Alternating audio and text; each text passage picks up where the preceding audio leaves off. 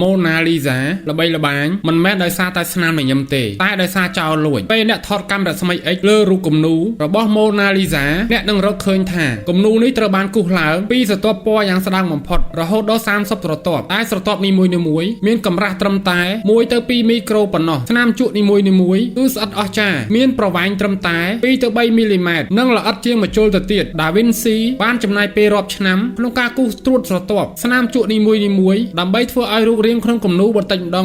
ងខ្លាយជាមានជីវិតសាកមើលបបោមាត់របស់នាងឲ្យចិត្តដំបូងឡើយវាពិតជាពិបាកដឹងណាស់ថានាងកំពុងញញឹមឬអត់តែពេលអ្នកបដូរទស្សនៈវានឹងហាក់ដូចជាទ្រង់មាត់របស់នាងកំពុងកោងឡើងលើបន្តិចស្នាមញញឹមដ៏អាចកំបាំងនេះត្រូវបានបង្កើតឡើងការលាយបញ្ចូលគ្នានៃពណ៌ដ៏ស្រទន់ដដែលពីស្នាមជក់ដែលល្អិតបំផុតប៉ុន្តែបច្ចេកទេសដ៏អស្ចារ្យនេះមិនមែនជារឿងដែលធ្វើឲ្យគំនូរនេះល្បីល្បាញទេភាពល្បីល្បាញលំដាប់ពិភពលោករបស់វាកាត់ចេញពីករណីចោរកម្មទៅវិញពីដំបូងវាគ្រាន់តែជាស្នាដៃសិល្បៈធម្មតាក្នុងចំណោមស្នាដៃរាប់ពាន់ទៀតនៅក្នុងសារមន្ទីរលូសប៉ុណ្ណោះប៉ុន្តែនៅពេលដែលវាត្រូវបានគេលួចនៅឆ្នាំ